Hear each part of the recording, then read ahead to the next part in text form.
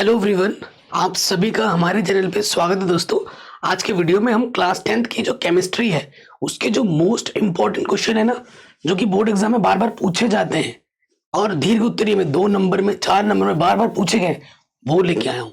अब इन क्वेश्चनों को अगर आप करके जाओगे ना बोर्ड एग्जाम में, तो आपको पता लगेगा कि यहाँ से कितने क्वेश्चन फंस जाते हैं आपके। Most important video, please like share करने में कंजूसी मत करना, ठीक। तो पहले क्वेश्चन पे आ जाते हैं।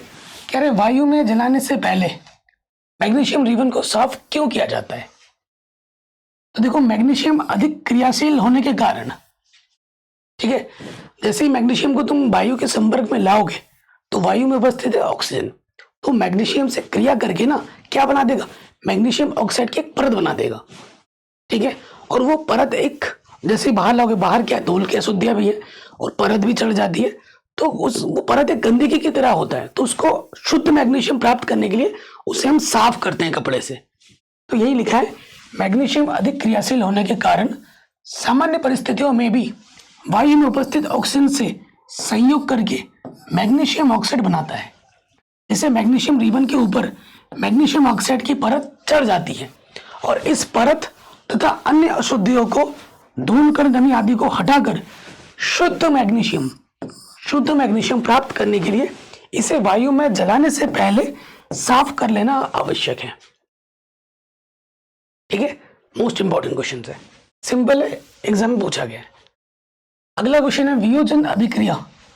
देखो गाइस, वीडियो को लाइक कर देना। पहले एक बार ये वीडियो मैंने शूट कर लिया था, पर क्या हुआ ना, 1 घंटे से ऊपर वीडियो शूट किया और फिर देखा कि वॉइस आई ही नहीं बिल्कुल। बताओ कितना फ्रस्ट्रेशन होता है। फिर सोचो, फिर ये मेरा दूसरा टेक चल रहा है, तो प्लीज इस एफर्ट के लिए एक लाइक तो करना उस पर जरूर, ठीक है। चलिए अगला क्वेश्चन है, वियोजन अभिक्रिया किन्हें कहते हैं, एक उदाहरण भी दीजिए। देखो, वियोजन का मतलब होता है टूटना, अलग होना। तो वियोजन अभिक्रिया में क्या होता है, ऐसी रासायनिक अभिक्रिया जिनमें कोई पदार्थ वियोजित होकर 2 या 2 से अधिक पदार्थ उत्पन्न करता है, वियोजन अभिक्रिया कहलाती है। देखो, यहाँ पर एक ही तत्व है और ये टूटकर 2 या 2 से अलग तत्व बन रहा है। तो इधर जो अब इस अभिक्रिया में भाग लेने वाले तत्वों को हम क्या कहते हैं, अभिकारक कहते हैं। तो ये मेरा अभिकारक है, ठीक है, और ये मेरा क्या है, उत्पाद है। ये क्या है, उत्पाद। तो वियोजन अभिक्रिया में अभिकारक एक होता है, उत्पाद 2 या 2 से ज्यादा होते हैं। देखो दोस्त, परिभाषा के साथ साथ उदाहरण देना अनिवार्य है, चाहे पूछे या ना पूछे, आपको देना है। नहीं दोगे तो नंबर कटेंगे, ठीक। आगे बढ़ते हैं। निम्नलिखित अभिक्रिया को संतुलित रासायनिक समीकरण में लिखिए। संतुलित रासायनिक समीकरण हर साल एग्जाम में आता है और मैंने इस पर एक अलग से वीडियो बनाई है 40 मिनट की, आप जरूर देखिएगा। उस पर मैंने सिखाया भी है और मोस्ट इंपॉर्टेंट क्वेश्चन बताए भी हैं। डिस्क्रिप्शन में लिंक डाल दूंगा। कह रहे हैं जिंक, जिंक क्या होता है, Zn, सिल्वर नाइट्रेट AgNO3, ठीक है। फिर क्या दे रहा है, जिंक नाइट्रेट यानी कि ZnNO3 का ट्वाइस, सिल्वर यानी कि Ag, और ये इसको संतुलित कर दिया, 2 से इधर बढ़ा 2 से इधर बढ़ा। संतुलित करना मैं अभी यहाँ पे नहीं सिखा रहा हूँ, मैंने ऑलरेडी सिखा रखा है, वीडियो भी बना रखी है अलग से और आपको आता भी होगा। यहाँ आगे मैग्नीशियम नहीं आता तो देख लीजिए, डिस्क्रिप्शन में अलग से वीडियो की लिंक मिल जाएगी। मैग्नीशियम का Mg, हाइड्रोजन क्लोराइड का क्या होता है, HCl, मैग्नीशियम क्लोराइड MgCl2 और हाइड्रोजन H2, ये संतुलित हो गया। फिर क्या है, कैल्शियम हाइड्रोक्साइड CH का whole twice, carbon dioxide CO2, फिर कैल्शियम कार्बोनेट दे रहा है, कैल्शियम कार्बोनेट CaCO3 और जल यानी कि पानी H2O। आगे बढ़ते, कह रहे संकलन, संकलन को ना भाई संयोजन अभिक्रिया भी कहते हैं। क्या, संयोजन अभिक्रिया, संक्षिप्त टिप्पणी लिखिए। संयोजन अभिक्रिया क्या होती है, संयोजन का मतलब जुड़ना। वह रासायनिक अभिक्रिया जिसमें 2 या 2 से ज्यादा अभिकारक मिलकर एक इकलौते पदार्थ का निर्माण करते हैं, उसे हम संकलन अभिक्रिया या संयोजन अभिक्रिया कहते हैं। जब 2 या 2 से अधिक पदार्थ परस्पर क्रिया करके मतलब एक ही पदार्थ का निर्माण करते हैं। कितने प्रकार, इधर एक ही पदार्थ है, तब ऐसी अभिक्रिया को हम संकलन अभिक्रिया कहते हैं। और ये इसका उदाहरण C+O2 CO2, ये हमारे अभिकारक हैं। देखो, 2 अभिकारक है, उत्पाद मेरा एक ही है, ठीक हो गया, कोई दिक्कत नहीं। निम्नलिखित में अभिक्रिया का प्रकार लिखिए। अम्ल तथा क्षार के बीच होने वाली अभिक्रिया क्या होती है, उदासीनीकरण अभिक्रिया। उदासीनीकरण अभिक्रिया में क्या होता है कि जो अम्ल होता है क्षार से अभिक्रिया करके क्या बनाता है, लवण बनाता है, ठीक है, और क्या बनाता है, जल बनाता है। इस अभिक्रिया को हम क्या कहते हैं, इस अभिक्रिया को हम क्या कहते हैं, उदासीनीकरण अभिक्रिया कहते हैं, ठीक है। और उपचयन अभिक्रिया क्या होती है, लोहे पर जंग लगना। जंग कैसे लगती है, जब लोहे को किसी नमी स्थान में रख दोगे, नमी मतलब पानी, पानी मतलब उसमें ऑक्सीजन होगा, ऑक्सीजन का जुड़ना उपचयन अभिक्रिया कहलाती है। तो लोहे पर जंग लगना क्या होगा, उपचयन अभिक्रिया होगी।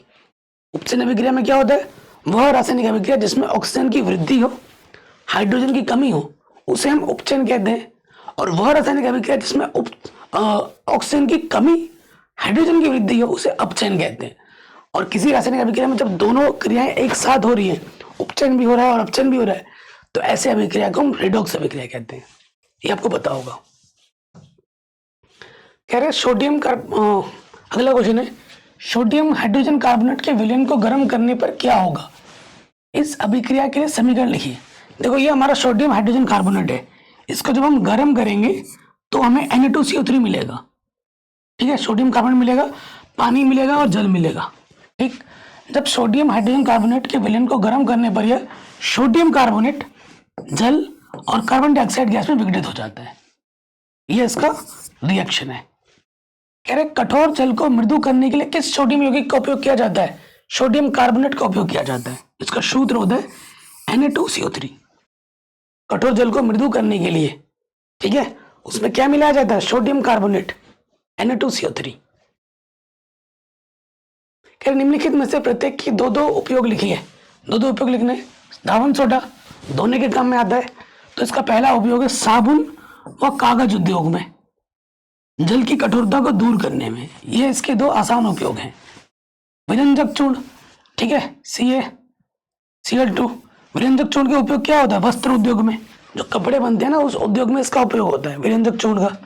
पीने के पानी को शुद्ध करने में, रोगाणु मुक्त करने में, ठीक है, किसका प्रयोग किया जाता है, विरंजक चूर्ण का। अगले फिर से दो दो उपयोग लिखने हैं। Sodium hydrogen carbonate, sodium hydrogen carbonate यानी कि खाने का सोडा, बेकिंग सोडा कहते हैं, ठीक है ना। इसका सबसे पहला उपयोग अमाशय में अम्लता हो जाने पर दवा के रूप में। जब तुम किसी पार्टी में जाते हो, दबा के ठूस के आते हो, रसगुल्ला भी ठूस दिया, चिकन है, मटन, क्या पूरी, चाउमीन, बर्गर, टिक्की, गोलगप्पे सब ठूस के आते हो, अगले दिन पेट में दर्द होता है बहुत, क्यों, पेट की एसिडिटी को वो बढ़ा देता है। और फिर हमें जो दवाई दी जाती है वो क्या होती है एक्चुअली, वो होता है हमारा सोडियम हाइड्रोजन कार्बोनेट, जो पेट के अंदर जाके हमारे पीएच को बैलेंस करता है, और फिर हमारा पेट का जो दर्द है वो कम हो जाता है। और फिर आग बुझाने वाले यंत्रों में इसका प्रयोग किया जाता है, ठीक। नेक्स्ट है पोटेशियम एल्यूमिनियम सल्फेट का उपयोग।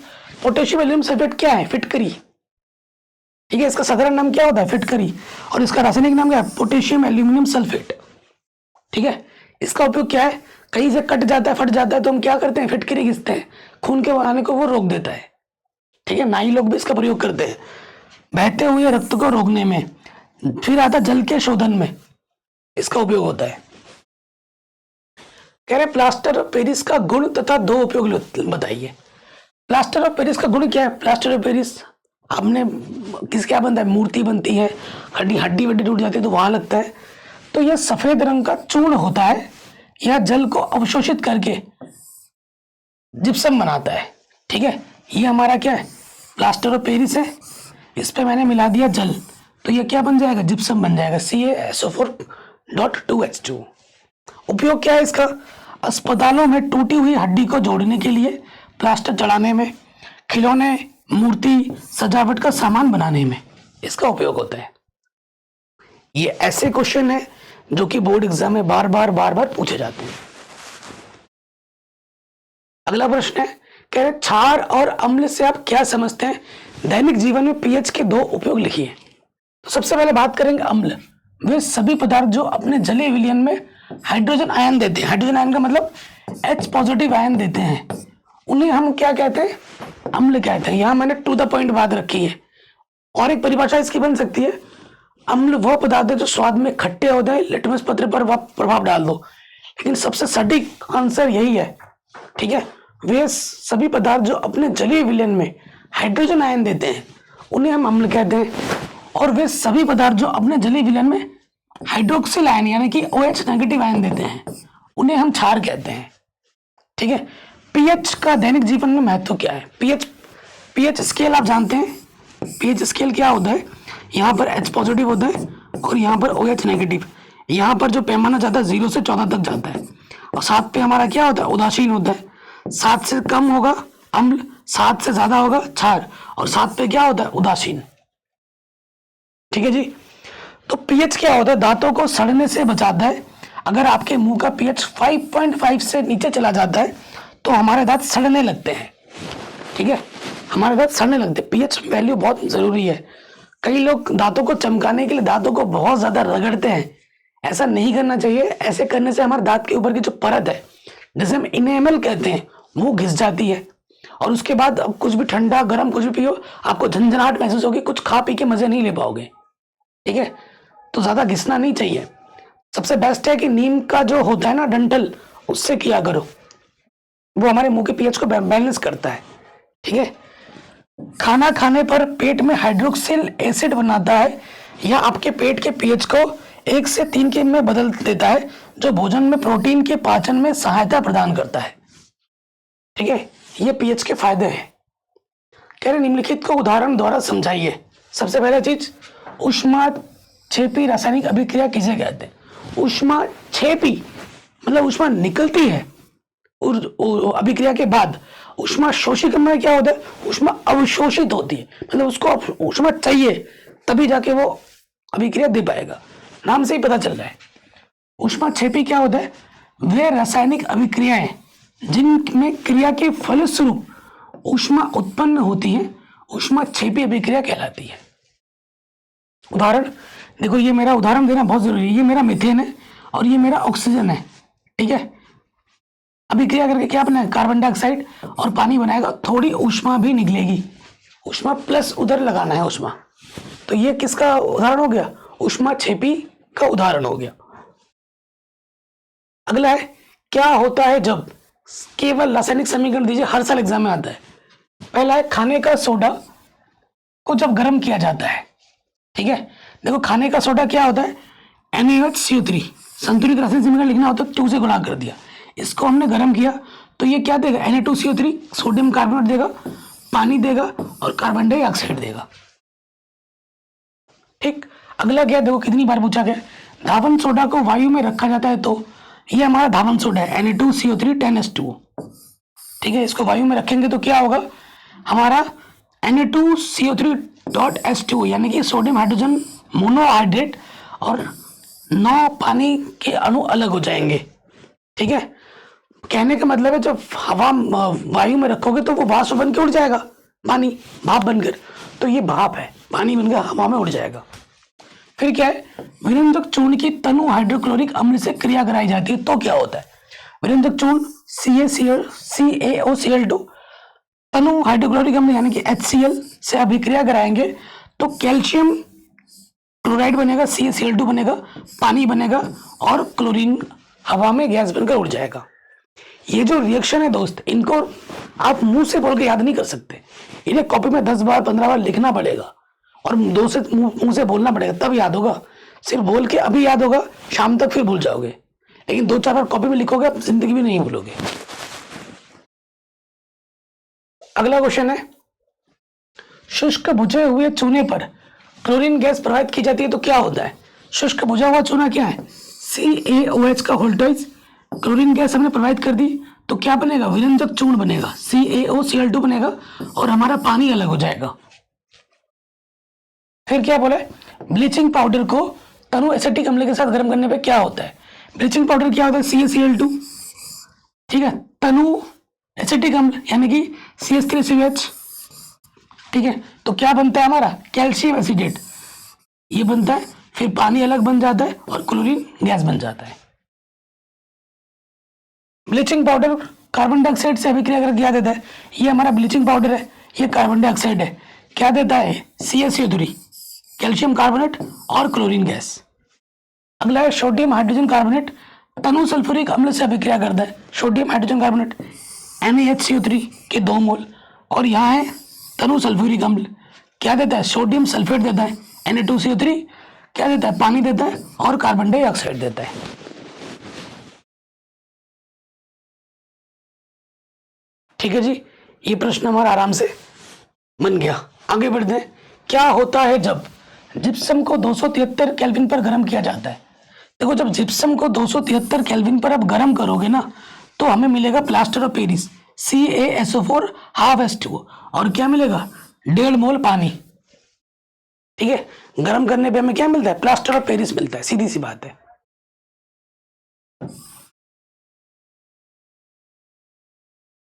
आगे बढ़ते हैं। शुष्क भुजे चूने की क्लोरीन से क्रिया कराई जाती है तो क्या होता है? तो देखो, ये शुष्क भुजा हुआ चूना है CaCl2, ये क्लोरीन के साथ अभिक्रिया कराएंगे तो क्या बनेगा, विरंजक चूर्ण बनेगा और हमारा पानी अलग हो जाएगा। क्या बनता है, विरंजक चूर्ण बनता है। ये रिएक्शन लिखनी बहुत जरूरी है। हो गया ये। आगे बढ़ते हैं। कह रहे कार्बन डाइऑक्साइड गैस को चूने के पानी में प्रवाहित किया जाता है तो क्या होगा? देखो, ये चूने का पानी है COH का होल ट्वाइस और ये कार्बन डाइऑक्साइड है। चूने के पानी में कार्बन डाइऑक्साइड हमने प्रवाहित किया तो हमें क्या मिलेगा, CaCO3। ठीक है, सफेद अवक्षेप होगा जो नीचे बैठ जाएगा और ये पानी मिलेगा। कैसे प्राप्त करोगे? ठीक है, जिप्सम से प्लास्टर ऑफ पेरिस तुम कैसे प्राप्त करोगे? तो हम क्या करेंगे, जिप्सम लेंगे और उसको 373 केल्विन ताप पर गर्म कर देंगे तो हमें प्लास्टर ऑफ पेरिस मिल जाएगा और 1.5 मोल पानी का अलग हो जाएगा। विरंजक चूर्ण से क्लोरीन तुम कैसे बनाओगे? विरंजक चूर्ण से क्लोरीन, तो ये हमारा विरंजक चूर्ण है CaCl2, इसमें हम पानी मिला देंगे और फिर क्या करेंगे, गर्म कर देंगे तो हमारा क्या बनेगा, कैल्शियम हाइड्रोक्साइड बन जाएगा और क्लोरीन बन जाएगा। ठीक, फिर बोला है सोडियम क्लोराइड से सोडियम कार्बोनेट बनाने के लिए तुम क्या करोगे, केवल रासायनिक समीकरण लिखना है। तो ये हमारा सोडियम क्लोराइड से सोडियम कार्बोनेट बनाना है। ठीक है, तो देखो ये मेरा क्या है, NaCl है, इस पर मिला दिया NH4HCO3, तो फिर पहले क्या बनेगा, NaHCO3 बनेगा और NH4Cl बनेगा। फिर हम यहाँ से इससे उठाएंगे, यहाँ ले लेंगे और इसको कर देंगे गर्म, तो फिर क्या बन जाएगा, हमें सोडियम कार्बोनेट मिल जाएगा और हमें पानी मिल जाएगा और कार्बन डाइऑक्साइड मिल जाएगा। रिएक्शन लिख लिख के याद करनी है, ऐसे मुंह से बोलोगे याद नहीं होगा कभी भी। ठीक है, ये जो रिएक्शन है ये एग्जाम में आ रखे हैं, आपके सामने है, देखो मैं ऐसे नहीं बोल रहा हूँ, आते हैं हर साल 4-4 5-5 आते हैं। ठीक, तो ये जरूरी है। फिर है, आप कैसे बनाएंगे, केवल रासायनिक समीकरण लिखना है। सोडियम सल्फेट से सोडियम कार्बोनेट, देखो ये मेरा सोडियम सल्फेट है Na2SO4, इस पर मैंने 4 कार्बन जोड़ देना है तो क्या हो जाएगा, सोडियम सल्फाइड बन जाएगा Na2S और कार्बन मोनोऑक्साइड बन जाएगा। फिर उसके बाद क्या करेंगे, सोडियम सल्फाइड लेंगे और उस पर मिला दूंगा मैं सोडियम कार्बोनेट, तो क्या बन जाएगा, यहाँ पर बन जाएगा कैल्शियम कार्बोनेट है ये, सॉरी, ये हमारा सोडियम कार्बोनेट बन जाएगा और अलग क्या हो जाएगा, कैल्शियम सल्फाइड अलग हो जाएगा। फिर क्या बोला है, बेकिंग सोडा से धावन सोडा आप कैसे बनाओगे, ये तो C नंबर पे। तो बेकिंग सोडा हमारा क्या है, NaHCO3 है, इसको हम गर्म करेंगे तो धावन सोडा बन जाएगा Na2CO3, पानी अलग हो जाएगा, कार्बन डाइऑक्साइड अलग हो जाएगा। बुझे हुए चूने से ब्लीचिंग पाउडर कैसे बनाओगे, ये बुझा हुआ चूना है CaOH का होल ट्वाइस, इस पे हम क्लोरीन मिला देंगे, फिर हमारा क्या बन जाएगा, ब्लीचिंग पाउडर बन जाएगा और पानी हमारा अलग हो जाएगा।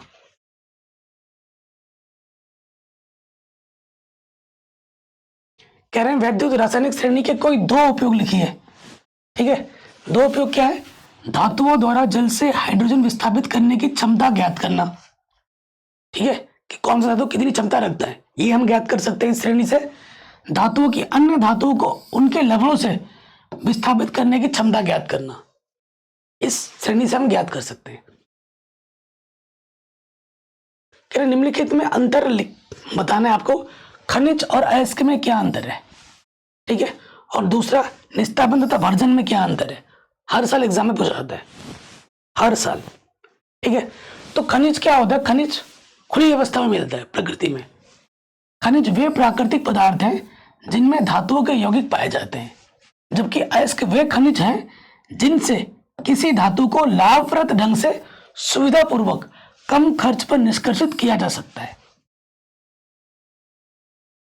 ठीक है, ये दोनों में इनमें मेन अंतर है। निस्तापन और भर्जन में क्या अंतर है? भर्जन में अयस्क को, किसको? अयस्क को वायु की उपस्थिति में उसके पिघलने के ताप से नीचे गर्म करके ऑक्साइड में परिवर्तित करते हैं।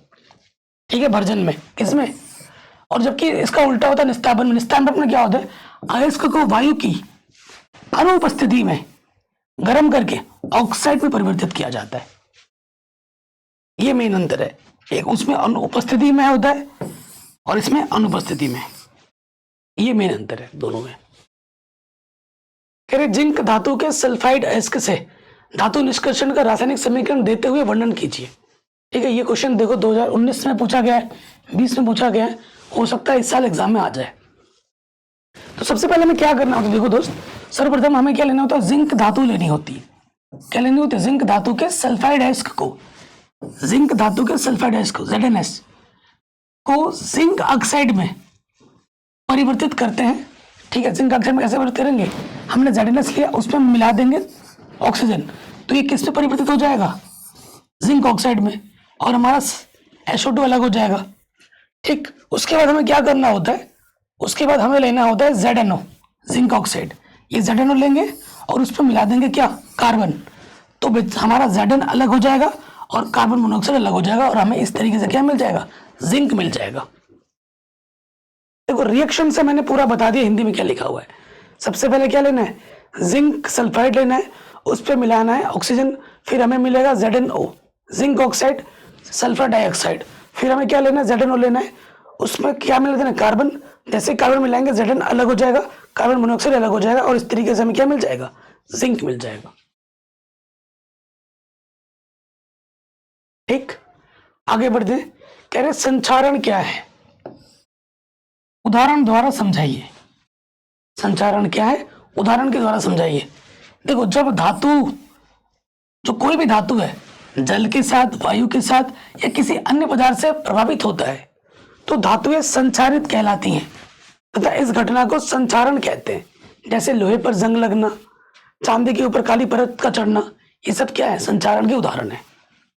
ठीक, अगला बोला है क्या होता है जब कॉपर को सांद्र सल्फ्यूरिक अम्ल के साथ गर्म किया जाता है? ये हमारा कॉपर है और ये मेरा सांद्र सल्फ्यूरिक अम्ल है H2SO4। इसको हमने गर्म किया तो क्या मिलेगा? कॉपर सल्फेट, पानी और सल्फर डाइऑक्साइड मिलेगा। ये होता है रिएक्शन है। लिख लिख के याद करना दोस्त, सिर्फ मुंह से मत बोलना, कॉपी में लिखना 10 बार 15 बार, तब जाके याद होगा। कह रहे निम्नलिखित यौगिकों के संरचनात्मक सूत्र लिखिए। संरचनात्मक सूत्र हर साल एग्जाम में आते हैं लिखने के लिए। एथेनोइक अम्ल, देखो कितनी बार रिपीट किया गया है सारे। ठीक है, एथेनोइक अम्ल क्या होता है? एथ में 2 कार्बन होते हैं, 1 2। ठीक है, और ओइक अम्ल OOH, तो ये हो गया एथेनोइक अम्ल। फिर मेथिल एसिडेट क्या है? मेथिल एसिडेट का सूत्र क्या होता है? C एसिडेट 1 2 3, ये मेथिल एसिडेट का सूत्र हुआ। फिर क्या? मेथिनल, मेथिनल का होता है CH2O। ठीक है, ये हमारा मेथिनल का है, जिसे हम फॉर्मेल्डिहाइड भी कहते हैं। बार बार एग्जाम में आ जाता है, ये 1 मार्क्स में भी आ सकता है। ठीक है, अलग से। अगला है मेथेनोइक अम्ल। मेथेनोइक अम्ल का क्या होता है? C, इधर O, इधर H, इधर OH, ये मेथेनोइक अम्ल का है। ये कुछ इंपॉर्टेंट है, थोड़े हटके हैं और इनको रट दो, इनको तो रट दो, ये थोड़े हटके हैं और इनको रट दो। ठीक है, मेथ बोला है तो 1 कार्बन है, ओइक अम्ल OOH। कह रहे हैं एथेनल, एथेनल में 2 कार्बन होंगे। अल बोला है तो कीटोनिक ग्रुप होगा, डबल बॉन्ड O। ठीक है, एथेनल हो गया। कह रहे हैं ब्यूट टू इन, ब्यूट मतलब 4 कार्बन, 1 2 3 4, नंबरिंग की मैंने 1 2 3, 2 पे इन बोला है, 2 पे इन का मतलब डबल बॉन्ड लगा दिया मैंने 2 पर। ठीक है, और नंबरिंग कर दी, तो ये हो गया ब्यूट टू इन, 4 कार्बन में ब्यूट, 2 पे डबल बॉन्ड लगाए तो 2 पे क्या हो जाएगा? इन हो जाएगा। फिर क्या है? मीथेन नाइट्राइल, तो मीथेन नाइट्राइल का क्या होता है? मीथेन मतलब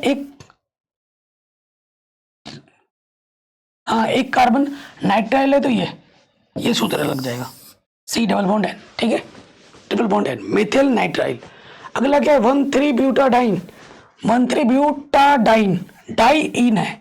ओके, सो देखो ब्यूट बोला है तो 4 कार्बन, 1 2 3 4, 1 पे और 3 पे इन यानी कि डबल बॉन्ड है, 1 पे डबल बॉन्ड लगा दो, 3 पे डबल बॉन्ड लगा दो। ठीक है, तो ये हो गया 1,3-ब्यूट। डाई इसलिए बोला क्या क्योंकि 2 बार है, 2 पे 2 बार डबल बॉन्ड है तो डाइईन। अगला है ब्यूटेनोन 2, तो देखो ये ब्यूटेनोन 2, ब्यूट मतलब 4 कार्बन है, 1 2 3 4, 2 बोला है, नॉन यानी कि कीटोनिक ग्रुप है तो 2 पे कीटोनिक ग्रुप लगा दोगे तो ब्यूटेनोन हो गया। फिर क्या, प्रोपेनॉल, नॉल यानी कि एल्कोहलिक ग्रुप है, प्रोप यानी कि 3 कार्बन, 1 2, नॉल है ना, तो ये सी होगा। ठीक है, ये OH।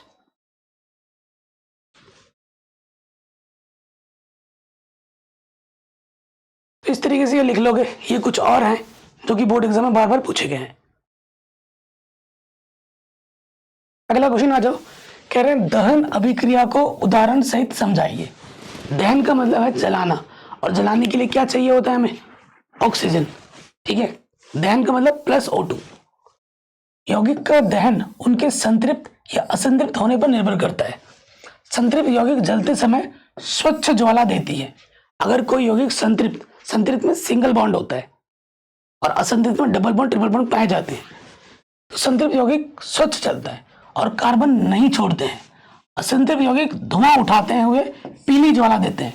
जैसे तुम लकड़ी जलाओगे तो पीली ज्वाला निकलेगी और धुआं निकलेगा, और जब तुम घर पे गैस सिलेंडर जलाते हो गैस, तो एकदम स्वच्छ ज्वाला निकलती है, धुआं नहीं होता है, और आपका जो बर्तन है वो काला नहीं पड़ता है। ठीक है, जैसे यहाँ उदाहरण देखो, ये मैंने बोल दिया, जो उदाहरण बोला ना मुंह से वही यहाँ पर लिखा हुआ है। ठीक, कह रहे हैं एल्डिहाइड कीटोन तथा कार्बोक्सिलिक अम्ल की IUPAC नाम पद्धति पर टिप्पणी लिखिए।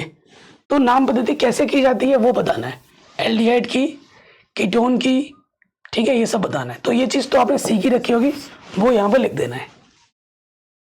अगला क्वेश्चन है, कार्बन के 2 गुणधर्म कौन से हैं जिनके कारण हमारे चारों ओर कार्बन की विशाल संख्या दिखाई देती है। 2 गुण है, पहला है श्रृंखलन, दूसरा है चतुसंयोजकता। कार्बन का परमाणु क्रमांक कितना होता है, 6। पहले में 2 आते हैं और अगले में आता है 4 है इसके बाद। तो देखो अष्टक बाहरी कक्षक पूर्ण करने के लिए 4 इलेक्ट्रॉन चाहिए। ठीक है, 4 चाहिए, या तो 4 वो दे नहीं सकता, 4 एक साथ ले नहीं सकता। तो इसी वजह से ये जो 4 इलेक्ट्रॉन होते हैं ना, ये खुले सांड की तरह होते हैं कि वही मिल जाए टक्कर मार दो भाई। ठीक है, तो सबसे अभिक्रिया करना चाहता है, तो इसमें श्रृंखला का गुण होता है। पहला गुण क्या है, श्रृंखला का। कार्बन में कार्बन के ही अन्य परमाणुओं के साथ, कार्बन जो होता है कार्बन के साथ आबंध बनाने की अद्वितीय क्षमता होती है, जिससे बड़ी संख्या में अणु बनते हैं, और इसी गुण को हम श्रृंखलन कहते हैं। श्रृंखलन के कारण ही कार्बन यौगिक की संख्या विशाल होती है। ठीक है जी। और चतुसंयुक्त क्या होती है, कार्बन चतुसंयोजन प्रकृति का तत्व है, इसीलिए यह 4 अन्य कार्बन परमाणुओं अथवा किन्हीं एकल संयोजी तत्वों के परमाणुओं के साथ आबंध बनाने में सक्षम है, जिसके कारण कार्बन यौगिक की विशाल संख्या बनती है। उदाहरण के तौर पर देख लो, मीथेन ले लो, CH4। ठीक है, तो ये कार्बन ने 4 हाइड्रोजन के साथ क्या किया, आबंध बनाया। अगला क्वेश्चन है, प्लास्टर ऑफ पेरिस की जल के साथ अभिक्रिया के लिए समीकरण लिखिए। ये पहले भी आ चुका है, ये प्लास्टर ऑफ पेरिस है, CaSO4 और ये हमारा जल है। अभिक्रिया करके क्या बनाएगा, जिप्सम, CaSO4.2H2। कह रहे खाने का सोडा बनाने की विधि का रासायनिक समीकरण लिखिए, इस पर ताप का प्रभाव भी लिखिए। तो खाने का सोडा बनता कैसे है, सबसे पहले लेना पड़ेगा तुम्हें नमक NaCl, उस पर मिलाना पड़ेगा तुम्हें पानी, उस पर मिलाना पड़ेगा तुम्हें कार्बन डाइऑक्साइड, और उस पर मिलाना पड़ेगा तुम्हें अमोनिया। ठीक है, क्या लिखोगे, सोडियम क्लोराइड में पानी, कार्बन डाइऑक्साइड और अमोनिया को मिलाने पर हमें क्या मिलता है, NH4Cl, सोडियम क्लोराइड और सोडियम हाइड्रोजन कार्बोनेट मिलता है। ठीक है, खाने का सोडा क्या है, NaCO3। ठीक, ताप का प्रभाव बोला है, ताप का प्रभाव बताओ क्या होता है। ये हमारा क्या है, सोडियम हाइड्रोजन कार्बोनेट है, इसके 2 मोल ले लिए, इसको हमने गर्म कर दिया। गर्म करने पे क्या होता है, पानी हट जाता है तो ये बन जाता है धावन सोडा, और ये बेचारा पानी अलग हो गया, कार्बन डाइऑक्साइड अलग हो गया। ठीक है, उपयोग क्या है, प्रति अम्ल के रूप में इसका उपयोग होता है, औषधि के रूप में, एंटासिड बोलते हैं इसको। कह रहे प्रत्येक यौगिक के दो दो उपयोग लिखिए। कास्टिक सोडा, कास्टिक सोडा से क्या होता है, धातु से ग्रीस हटाने में प्रयोग किया जाता है, साबुन और अपमार्जक बनाने में प्रयोग किया जाता है कास्टिक सोडा का। फिर बोला प्लास्टर ऑफ पेरिस, डॉक्टर द्वारा टूटी हड्डी को जोड़ने में, खिलौने बनाने में। कह रहे उदासीनीकरण अभिक्रिया क्या होती है, दो उदाहरण दीजिए। 2022 से पूछा गया, एक साल एग्जाम में आ सकता है। तो अम्ल तथा क्षार के मध्य अभिक्रिया जो लवण तथा जल देती है, इसे ही हम क्या कहते हैं, उदासीनीकरण अभिक्रिया कहते हैं। ये अम्ल है, ये क्षार है, अभिक्रिया करके लवण और जल देगी, इसे हम क्या कहते हैं, उदासीनीकरण अभिक्रिया कहते हैं। उदाहरण दे रहे हैं हम एक, ये हमारा क्षार है NaOH, ये हमारा अम्ल है HCl, तो इसने क्या दिया NaCl, ये हमारा लवण है, और ये हमारा पानी है H2O। ठीक है जी, ये हमारा क्षार है, ये हमारा अम्ल है, वो लवण और वो जल। ये दूसरा है KOH, H2SO4, ये क्या है पोटेशियम हाइड्रोक्साइड, ये क्या है H2SO4 सल्फ्यूरिक अम्ल, क्या देगा K2SO4 प्लस 2H2O। कह रहे धोने का सोडा एवं बेकिंग सोडा का दो दो उपयोग लिखियो। तो ये धोने का सोडा का उपयोग कागज, साबुन और कांच के निर्माण में होता है, कठोर जल की स्थायी कठोरता को दूर करने में होता है धोने का सोडा का उपयोग। बेकिंग सोडा, जितने भी बेकरी के सामान बनते हैं, ठीक है, बेकरी के सामान में इसका यूज होता है, बेकिंग पाउडर बनाने में होता है, ठीक है, प्रति अम्ल बनाने में बेकिंग सोडा का उपयोग होता है, खाने का सोडा ही है। पीएच मूल्य क्या है, दैनिक जीवन में पीएच का महत्व क्या है समझाना है। तो इसको हमने ऑलरेडी पढ़ रखा है। पीएच क्या होता है, किसी विलयन का पीएच मान विलयन में उपस्थित हाइड्रोजन आयन की सांद्रता को व्यक्त करता है। किसको व्यक्त करता है, हाइड्रोजन आयन की सांद्रता को व्यक्त करता है। और इसका जो सूत्र होता है पीएच जो होता है वो ये होता है -log10 बेस पर H पॉजिटिव, ठीक है, H पॉजिटिव आयन, ये सूत्र होता है। इस पर मैंने न्यूमेरिकल भी अलग से करा रखे, आंकिक प्रश्न, ठीक है, अलग से वीडियो बनाकर। अगर आप सर्च करोगे ना पीएच वैल्यू, ठीक है, पीएच मान, और हमारे चैनल का नाम लिख दोगे तो वीडियो टॉप पे आ जाएगी। पीएच का दैनिक जीवन में क्या महत्व है, ये थोड़ी देर पहले ही हमने पढ़ा था ना, तो और एक बार लिख देते हैं। हमारे शरीर में होने वाली क्रियाएं 7 से 7.8 पीएच परास के मध्य संपन्न होती हैं। हमारे बॉडी का जो पीएच होता है ना 7 से 7.8 के बीच में होता है, ठीक है। जीवित प्राणी केवल संकीर्ण पीएच परास में ही जीवित रह सकता है, इनमें ही जीवित रह सकता है। अच्छी पैदावार के लिए पौधों को एक विशिष्ट पीएच मान की आवश्यकता होती है। विशिष्ट पीएच मान 5.6 से 7.5 तक की परास का होता है। इससे कम या इससे ज्यादा होने पर पैदावार अच्छी नहीं होगी, ठीक है। कह रहे सक्रियता श्रेणी पर टिप्पणी लिखिए, पिछले साल पूछा गया है क्वेश्चन। तो देखो सक्रियता श्रेणी क्या होती है, धातुओं की सक्रियता उनके इलेक्ट्रॉन त्यागने की क्षमता पर निर्भर करता है। जो धातुएं आसानी से इलेक्ट्रॉन छोड़कर धनायन बनाती हैं वे अधिक सक्रिय होती हैं, जो धातु इलेक्ट्रॉन छोड़ने में कठिनाई करती हैं वे कम सक्रिय होती हैं, ठीक है। धातुओं की सक्रियता को उनके जल, ऑक्सीजन और अम्लों के साथ अभिक्रिया से जाना जा सकता है, लेकिन सभी धातुएं इससे अभिक्रिया नहीं करती हैं, ठीक है। सक्रियता श्रेणी को याद रखने का ट्रिक भी मैंने एक वीडियो बनाया था अलग से कैटरीना कैफ के ऊपर, देख सकते हो, ठीक है। धातुओं की सापेक्ष सक्रियता ज्ञात करने के लिए विस्थापन अभिक्रियाओं का उपयोग करते हैं। अधिक सक्रिय कम सक्रिय धातु को उसके लवण के विलयन से विस्थापित कर देता है। भाई ऑब्वियसली बात है, जो ताकतवर होगा वो कमजोर को हटा के उसका जगह ले लेगा, यही काम ये भी करता है।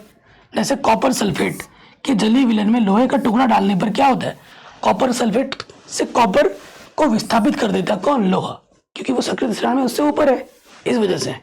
देखो ये हमारा कॉपर सल्फेट है और ये मेरा लोहा है, तो लोहा क्या करेगा, बेचारे कॉपर को हटाकर उसकी जगह पे आ जाएगा, FeSO4 हो जाएगा और बेचारा कॉपर अलग हो जाएगा और विलयन का रंग बदल जाता है। कह रहे हैं गालक तथा धातुमल किसे कहते हैं, ठीक है।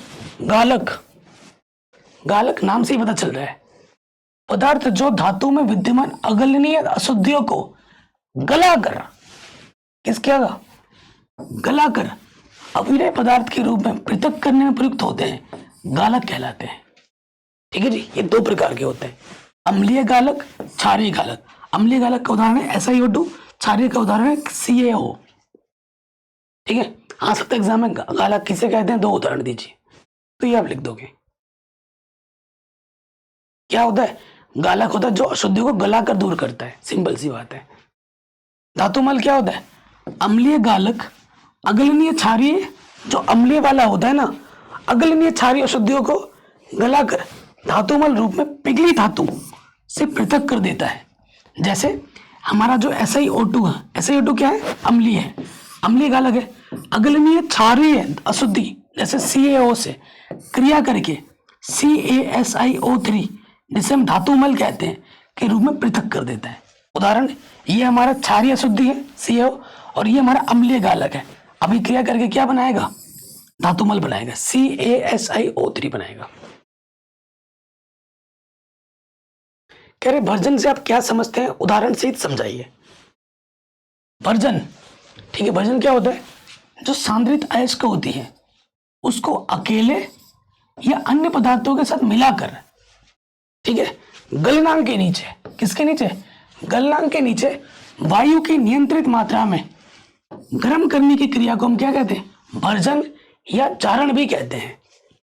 भर्जन करने पर अयस्क में उपस्थित सल्फर और आर्सेनिक की अशुद्धि वाष्पशील ऑक्साइडों में परिवर्तित होकर वायु के साथ बाहर निकल जाती है। ठीक है, उदाहरण देखो, जैसे कॉपर पायराइड है हमारा, CuFeS2 से कॉपर का जो निष्कर्षण करने में सांद्रित अयस्क का भर्जन निम्नलिखित तरीके से होता है। ये जो रिएक्शन है इसको आप लिख सकते हो, लिखोगे तो बहुत बढ़िया हो जाएगा, वरना यहां तक छोड़ सकते हो, लिख लेना तो बढ़िया हो जाएगा। आगे बढ़ते, निस्तापन, भर्जन और निस्तापन में अंतर। भर्जन और निस्तापन की परिभाषा हर साल एग्जाम में आता है। कि निस्तापन और प्रगलन को उदाहरण से समझाइए। निस्तापन क्या होता है? सांद्रित अयस्क को वायु की अनुपस्थिति में, वहां पर उपस्थिति में था, यहां उपस्थिति में, उसके गलनांक के नीचे उच्च ताप पर गर्म करके उसमें उपस्थित नमी, कार्बन डाइऑक्साइड, सल्फर डाइऑक्साइड और अन्य वाष्पशील कार्बनिक अपद्रव्य को निष्कासित करने की जो क्रिया को ना हम क्या कहते हैं? निस्तापन कहते हैं। इस क्रिया में क्या होता है? अयस्क से गैसीय पदार्थ और वाष्पशील पदार्थ अलग हो जाते हैं और वो इस तरीके से निकल जाते हैं। उदाहरण के तौर पर जो भूरे हेमेटाइट होते हैं, लोहे के और कैलामाइन से जिंक निष्कर्षण में यही विधि प्रयोग की जाती है। ये इसका रिएक्शन है, इसे आप याद कर लेना। प्रगलन क्या है? प्रगलन में गला गला के दूर किया जाता है अशुद्धियों को। इस विधि में उच्च ताप पर अयस्क का अपचयन गलित धातु में होता है। भर्जित या निस्तापित अयस्क में विद्यमान अगलनीय अशुद्धियों को गला कर दूर करने की प्रक्रिया को प्रगलन कहते हैं। ठीक है, उदाहरण, कॉपर पाइराइड में कॉपर का निष्कर्षण करने में भर्जित अयस्क से सिलिका और कोक मिलाकर मिश्रण को वात्या भट्टी में प्रगलित करके निम्नलिखित परिवर्तित होते हैं। ये रिएक्शंस आपको लिख के याद कर लेना है।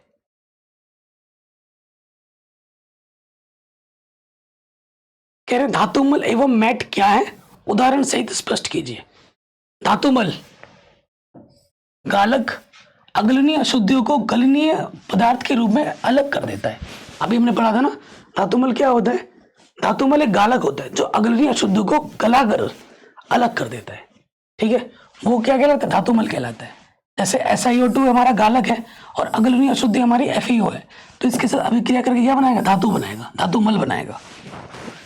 ठीक है, कॉपर मैट क्या होता है? कॉपर मैट होता है कॉपर धातु के निष्कर्षण प्रक्रम में क्यूप्रस सल्फाइड और फेरस सल्फाइड का एक मिश्रण होता है, जिसे हम कॉपर मैट या मैट भी कहते हैं। ठीक है, किसका मिश्रण होता है? क्यूप्रस सल्फाइड और फेरस सल्फाइड का एक मिश्रण होता है, जिसे कॉपर मैट या सिर्फ मैट भी कहते हैं।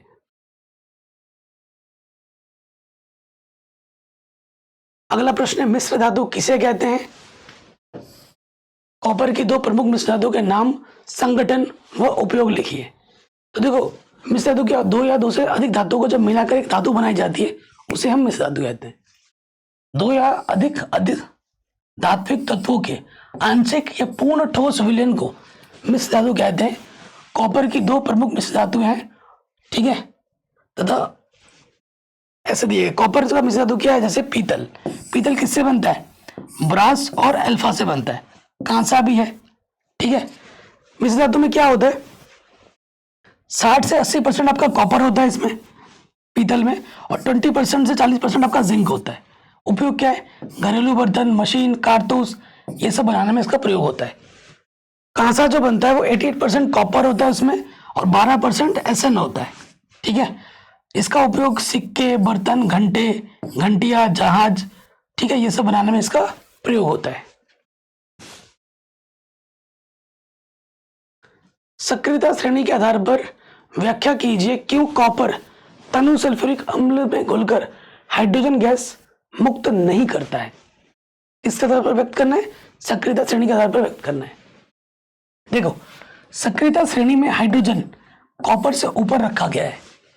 हाइड्रोजन को ना कॉपर से ऊपर रखा गया है, अर्थात हाइड्रोजन का इलेक्ट्रोड विभव जो होता है कॉपर से अधिक होता है, जिसके कारण कॉपर धातु हाइड्रो अम्लों और सल्फ्यूरिक अम्ल से हाइड्रोजन विस्थापित नहीं कर पाता है।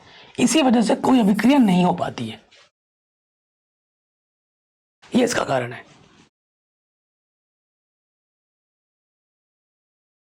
अगला प्रश्न है, क्या होता है जब कॉपर की छड़ को सिल्वर नाइट्रेट में डुबोया जाता है। देखो, कॉपर को जब हम सिल्वर नाइट्रेट के में डुबाएंगे तो जो कॉपर है एजी से सक्रियता श्रेणी में ऊपर है, तो क्या करेगा, कॉपर एजी के स्थान ले लेगा। तो ये क्या हो जाएगा, कॉपर नाइट्रेट हो जाएगा, बेचारा एजी अलग हो जाएगा।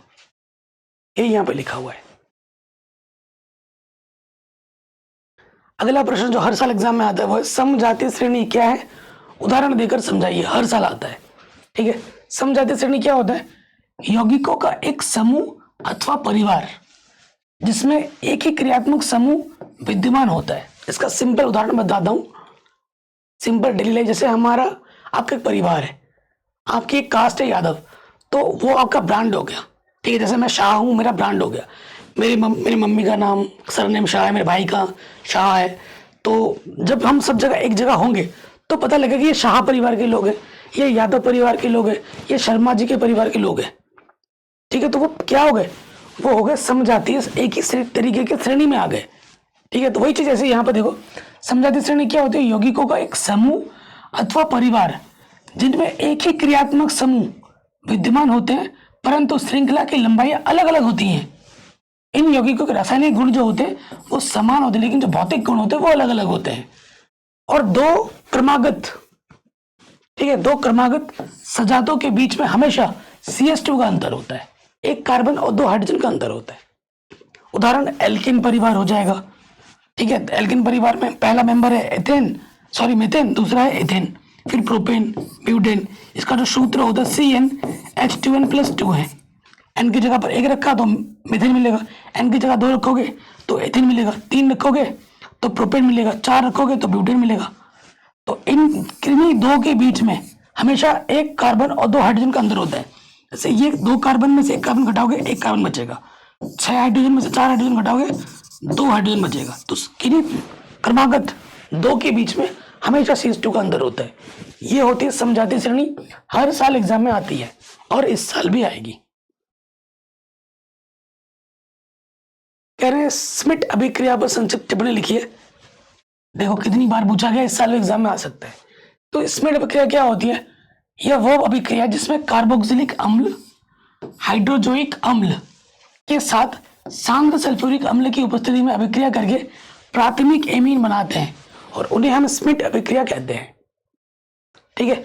ये क्या है, हमारा एसिटिक अम्ल है, इस पे हमने मिला दिया HN3 किसकी प्रेजेंस में, H2SO4 की प्रेजेंस में। तो क्या बनता है, मिथिल एमीन बनता है, CH3NH2, कार्बन डाइऑक्साइड और N2 बनेगा। और एक उदाहरण ले लो, ये हमने ले लिया बेंजोइक अम्ल, उस पर मिला दिया मैंने H3N3 किसकी उपस्थिति में, H2SO4 की उपस्थिति में। तो क्या बना देगा, एनिलीन बनाएगा, कार्बन डाइऑक्साइड और N2 अलग बनाएगा। रिएक्शन लिख के याद होगी दोस्त, बोल के याद नहीं होगी, ये मैं बार बार बोल रहा हूं। वुड्स अभिक्रिया क्या है, ये जो वुड्स अभिक्रिया क्लास 12th में आती है, ये जो स्मिथ अभिक्रिया क्लास 12th में आती है, तो देखो बहुत पहले पूछा गया 2018 में 16 में, ये आई थिंक नहीं आएगी, लेकिन चांस नहीं ले सकते क्योंकि पूछा गया तो हमें याद करके जाना पड़ेगा। स्पेशली ये यूपी बोर्ड में आता है, बाकी अगर आप उत्तराखंड बोर्ड से हैं या बिहार बोर्ड से हैं, राजस्थान बोर्ड से हैं, MP बोर्ड से हैं, झारखंड बोर्ड से हैं, तो ये नहीं आएगा, ये दो जो मैंने अभी लिखा है। अगला क्वेश्चन है, हाइड्रोकार्बन क्या है, एलिफेटिक संतृप्त हाइड्रोकार्बन और एलिफेटिक असंतृप्त हाइड्रोकार्बन को उदाहरण द्वारा समझाइए। ये जो क्वेश्चन है ये क्लास 12th वालों के लिए भी इंपॉर्टेंट है, ठीक है, 12th वालों में भी आता है। तो कार्बन व हाइड्रोजन के यौगिक को हम क्या कहते हैं, हाइड्रोकार्बन कहते हैं, जैसे मीथेन, एथेन, बेंजीन, ठीक है। देखो हाइड्रोकार्बन खुली एवं बंद श्रृंखलाओं में होते हैं, ठीक है, जैसे मीथेन, एथेन खुली श्रृंखला है, और हाइड्रोकार्बन जैसे ये हमारा ये जो बेंजीन है ये बंद श्रृंखला है, तो ये हमारे क्या होते हैं, हाइड्रोकार्बन होते हैं। हाइड्रोकार्बन दो प्रकार के होते हैं, एक संतृप्त और एक असंतृप्त। संतृप्त हाइड्रोकार्बन में सिंगल बॉन्ड पाए जाते हैं, असंतृप्त हाइड्रोकार्बन में डबल बॉन्ड और ट्रिपल बॉन्ड पाए जाते हैं। वही यहाँ पे लिखा हुआ है, वे हाइड्रोकार्बन जिनमें विद्यमान कार्बन परमाणुओं की चारों संयोजकता है हाइड्रोजन और कार्बन परमाणुओं द्वारा पूर्ण संतुष्ट होती है, अर्थात कार्बन कार्बन के मध्य एकल बंध पाया जाता है, यहां से लिख देना, उन्हें हम क्या कहते हैं, संतृप्त कहते हैं। और जिनमें द्विबंध और त्रिबंध पाया जाता है उन्हें हम क्या कहते हैं, असंतृप्त हाइड्रोकार्बन कहते हैं। उदाहरण के तौर पर एक ही दे देना CH4 और यहां दे देना एथिलीन, ठीक है। अगला क्वेश्चन है, संतृप्त और असंतृप्त हाइड्रोकार्बन के बीच में अंतर बताइए। तो ये अत्यधिक स्थायी होते हैं संतृप्त और कम क्रियाशील होते हैं, और जबकि असंतृप्त क्या होता है, ये अस्थायी होते हैं और अधिक क्रियाशील होते हैं, ठीक। ये प्रतिस्थापन यौगिक बनाते हैं, जैसे ये मीथेन है और ये मेरा HNO3 है, तो क्या हो जाएगा, CH3NO3 और H2 हो जाएगा। और ये शीघ्र ही योगशील यौगिक बनाते हैं, जैसे ये एथिलीन है, इसमें हमने क्लोरीन मिलाया तो क्या बन जाएगा, एथिलीन डाइक्लोराइड। ये क्षारीय के अमोनियोफोर विलयन के प्रति उदासीन होते हैं और ये रंगहीन होते हैं, किसके प्रति, क्षारीय के अमोनियोफोर के विलयन के प्रति। ये ब्रोमीन जल का रंग नहीं उड़ाते हैं और ये ब्रोमीन जल का रंग उड़ा देते हैं। ये ओजोन के साथ क्रिया करके ओजोनाइड नहीं बनाते हैं और ये ओजोनाइड बनाते हैं। तो ये प्रमुख अंतर 6 अंतर लिखा है, कम से कम 4 अंतर आपको याद होने चाहिए, ठीक है। अगला क्वेश्चन जो हर साल एग्जाम में आता है, हर साल आता ही आता है, आप देखो हर साल एग्जाम में आता है। पहला क्या है, योगात्मक, जिसे संकलन अभिक्रिया कहते हैं, ठीक है। तो क्या होता है, वे रासायनिक अभिक्रियाएं जिनमें कार्बनिक यौगिकों से अभिकारमक का योग होता है तथा यौगिक की असंतृप्तता कम होकर और संतृप्त यौगिक में परिवर्तित हो जाता है, योगात्मक अभिक्रिया कहलाती है। मेन मतलब क्या है, असंतृप्त होगा, असंतृप्त से हमें क्या मिलेगा, संतृप्त यौगिक, इसी को हम कहते हैं संकलन अभिक्रिया। इन शॉर्ट ये मेरा क्या है, असंतृप्त यौगिक है, जैसे कि मैंने ये क्या लिया, एथिलीन लिया जो कि असंतृप्त यौगिक है, इससे मैंने मिला दिया ब्रोमीन Br2, तो हमारा क्या बन जाएगा यहाँ पर, BrCH2CH2Br, इसमें सारे सिंगल बॉन्ड है, तो ये क्या है, एथिलीन डाइब्रोमाइड, इसे ये हमें क्या मिला, संतृप्त यौगिक मिला। इसको याद कर लेना रिएक्शन, इसके साथ ये नहीं लिखोगे तो नंबर पूरे नहीं मिलेंगे। उसके बाद क्या है, बहुलीकरण। बहुलीकरण क्या होता है, उस क्रिया को कहते हैं जिसमें एक प्रकार के या भिन्न प्रकार के दो या दो से अधिक अणु परस्पर सहयोग करके एक प्रकार के या एक से अधिक प्रकार के अधिक अणुभार वाले जटिल यौगिक बनाते हैं, बहुलीकरण कहलाते हैं, ठीक है। जैसे उदाहरण के तौर पर एक ही उदाहरण याद कर लो, ठीक है। और इसको हम क्या कहते हैं, बनने वाले यौगिक को बहुलक कहते हैं, पॉलीमर्स कहते हैं। ये टॉपिक क्लास 12th वालों के लिए भी इंपॉर्टेंट है। ये मेरा एथिलीन है, उच्च ताप और दाब पे हमने इसको गर्म किया तो हमें क्या मिला, पॉलीथीन। पॉलीथीन क्या होता है, पॉलीमर्स होते हैं। बस ये वाला रिएक्शन याद कर लेना, ठीक हो गया। आगे बढ़ते हैं। ओजोनीकरण क्या होता है, ठीक है, ये देख सकते हैं। अगला क्वेश्चन है, हर साल एग्जाम में आता है, इस साल भी आया था। प्रतिस्थापन अभिक्रिया से आप क्या समझते हैं? मीथेन की क्लोरीन के साथ क्रिया लिखकर बताइए। तो प्रतिस्थापन मतलब अलग होना, परमाणु या समूह को, देखो वे अभिक्रियाएं जिनमें किसी अभिकारक अणु से किसी परमाणु या समूह को प्रतिस्थापन अभिक्रिया अभिकर्मक के परमाणु या समूह द्वारा प्रतिस्थापित किया जाता है, तो ऐसी अभिक्रियाओं को हम क्या कहते हैं, प्रतिस्थापन अभिक्रिया कहते हैं। उदाहरण ये देखिए, ये CH4 है, इस पे मैंने क्लोरीन मिलाया, सूर्य की प्रकाश है, और ये उत्प्रेरक है HNu, तो यहाँ से CH3Cl आ जाएगा और यहाँ HCl आ जाएगा, प्रतिस्थापन हुआ, अदला बदली। ठीक है जी, ये क्वेश्चन भी हमारा आराम से बन गया। अगला क्वेश्चन है, एसिटिक अम्ल से मेथिल एमीन और एसिटिक एल्डिहाइड कैसे प्राप्त करेंगे, केवल रासायनिक समीकरण दीजिए। तो देखो, इनको रिएक्शन को हमें याद करना पड़ेगा, दूसरा कोई उपाय नहीं है। ठीक है, मैं बोलूंगा जादू मंत्र छू मंत्र तो याद हो जाएगा, ऐसा कुछ नहीं है, आपको लिख के याद करना पड़ेगा और दूसरा कोई उपाय नहीं है। तो ये हमारा एसिटिक अम्ल है, इस पर हमें मिलाना होगा NaOH, सोडियम हाइड्रोक्साइड। ठीक है, सोडा लाइम कहते हैं, CaO को हम क्या कहते हैं, सोडा लाइम। तो हमें क्या मिलेगा, CH3CONA, जिसे हम कहते हैं सोडियम एसिटेट, और पानी हमारा अलग मिल जाएगा। फिर हम क्या लेंगे, सोडियम एसिटेट लेंगे, CH3CONA, और इसमें मिला देंगे NaOH, फिर से CaO सोडा लाइम की प्रेजेंस होगी, और हमें क्या मिलेगा, सोडियम कार्बोनेट मिलेगा, और हमें क्या मिलेगा, मीथेन गैस मिलेगी। ठीक है, तो ये क्वेश्चन भी हमारा आराम से बन गया। फिर ये है, एसिडिक अम्ल से मेथिल एमीन कैसे बनाओगे, तो ये रिएक्शन आपको याद करनी पड़ेगी, दूसरा इसका कोई उपाय नहीं है। अगला क्वेश्चन है, एल्किल समूह किसे कहते हैं, उदाहरण देकर स्पष्ट कीजिए। एल्किल समूह क्या होता है, कार्बनिक यौगिक प्रायः 2 भागों से मिलकर बना होता है। ठीक है, प्रत्येक भाग को समूह अथवा मूलक कहते हैं। एक भाग में एल्किल समूह और दूसरा भाग क्या होता है, क्रियात्मक समूह होता है। ठीक है, जैसे RX, R में जो है हमारा एल्किल समूह है, और X क्या होता है, क्रियात्मक समूह होता है। किसी संतृप्त हाइड्रोकार्बन से एक हाइड्रोजन परमाणु कम करने से प्राप्त समूह को एल्किल समूह कहते हैं।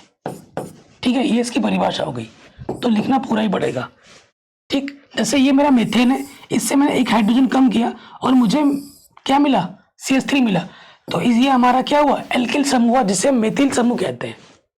ये मेरा C2H6 है, इससे मैंने एक हाइड्रोजन कम कर दिया, मुझे मिला C2H5, इसे हम कहते हैं एथिल समूह।